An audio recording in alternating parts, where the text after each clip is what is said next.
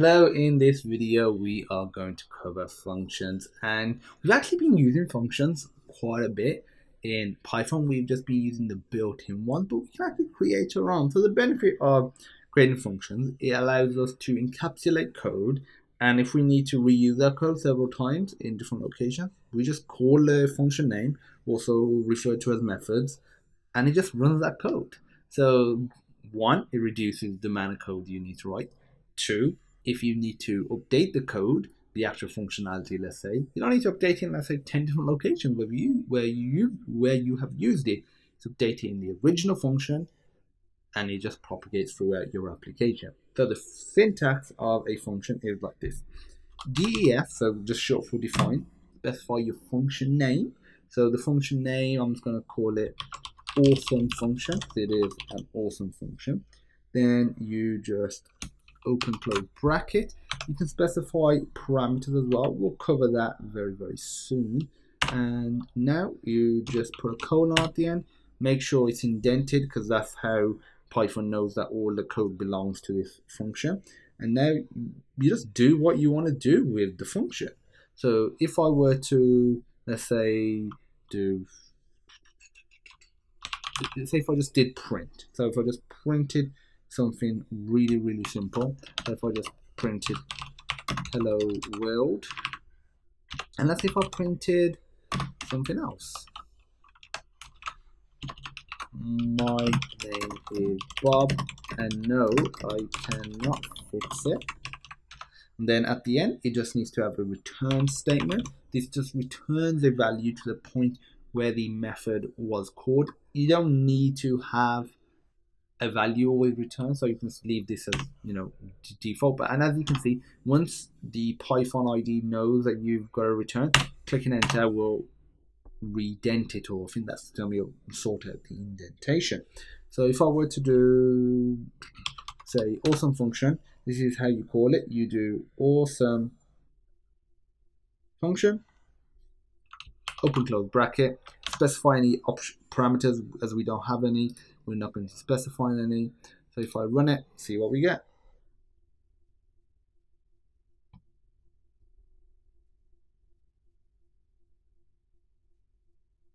So hello world, my name is Bob, and I cannot fix it. And if I were to duplicate this several times, it will run it several times. We'll show you that in a second. Another thing we can add is like just essentially a function doc string, and this is just like, you can think of it as like some sort of description of the function. So if I would say this function is awesome, and so yeah, I'm just going to don't want that.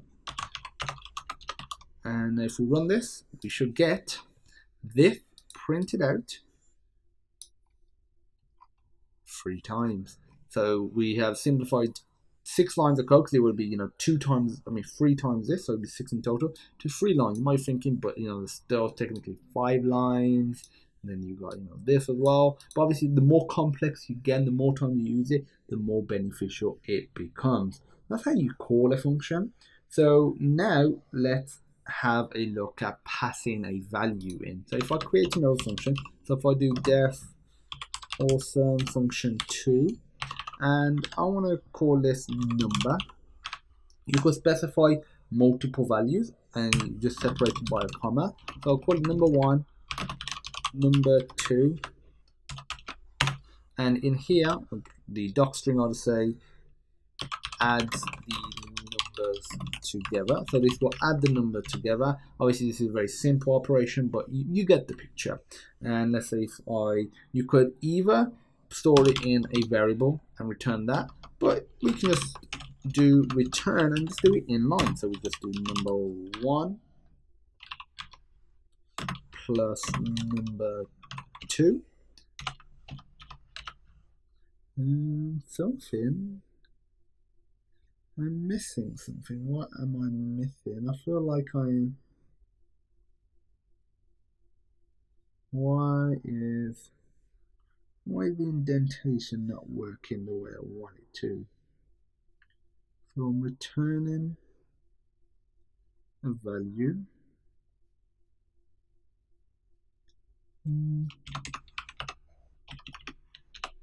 Okay, let's take a look at this. The indentation wasn't working, but it might just be this IDE, for example.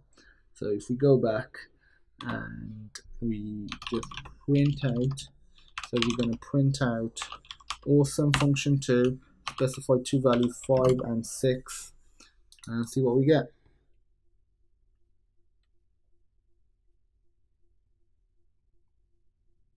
So we get 11 because it's added to them together and returned it. So it returns it back to the point at which it is called, which is here. So it's the same thing as putting 11 there. That's the best way you can think of it.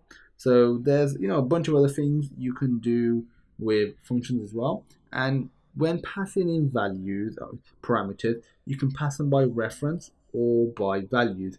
All parameter arguments in the Python language are passed by reference. So it just means if you change, what a parameter refers to within a function, the change also reflects back in the calling function. So that's just something to bear in mind. So if I were to do def change function, and I'll just call this number 1, and again, this does not conflict with this because this has local scope. This can only be used within this variable. So if I have a variable here, assigning a value of 5, and if I were to print out var1, now in here, if I did change function, again, this docstring is optional. Now if I did not var1, number 1 equals 8, and if I just did return, so we're not actually returning any value. If I print out var1 again, let's see what we get.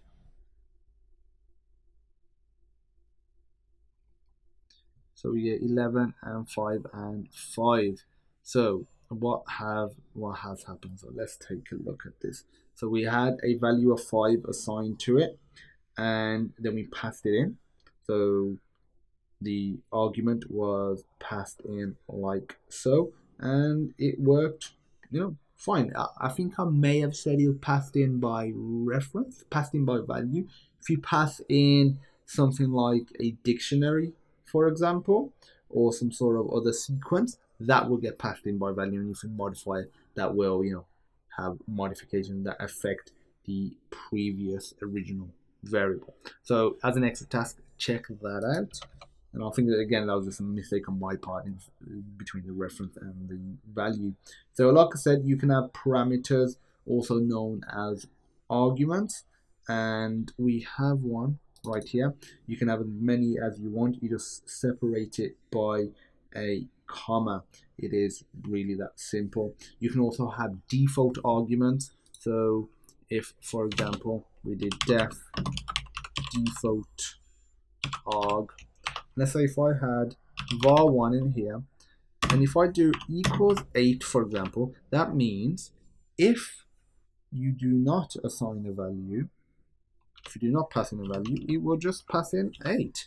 So what we're going to do is return the value, so var1 times by 2. That's all we're going to do. And now we're going to print off default arg, and we're going to pass in a value of 9. So we're going to do the same, but this time we're not actually going to pass anything in. Let's see what we get.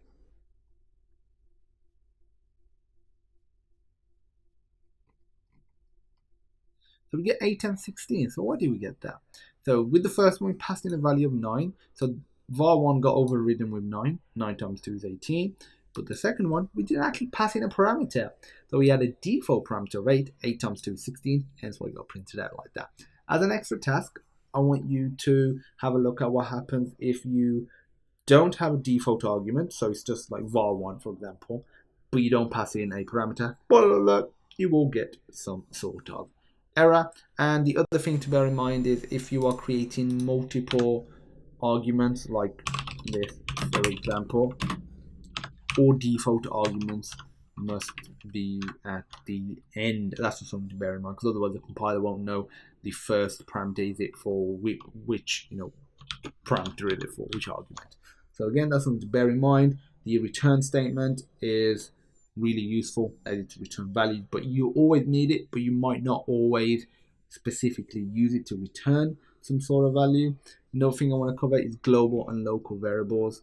And a global variable, such as, let's say, var global equals 1, for example, can be used in all of these methods. That's a global variable, and as the next task I'm going to try using it, you just do something like var global, and you can use it, and you could assign it something, you could just use it for mathematical operation. But variables that are created inside, like number 1, for example, is only limited to the local scope. That's again something to bear in mind. Whether it's created here, or whether I create a number 2 here, so the value of 9, that has pure local scope. So that means I can't use it outside of the method here, or in another method. So make sure you understand the difference between local and global scope variables. So that's it for this video. There's quite a bit more to it with functions, but again, they're just extra nuances. I'll provide a link with this video so where you can check all of that out. But if you're comfortable with everything we've covered in here, you're all good to go. Thank you for watching, and I look forward to seeing you in the next awesome functional video.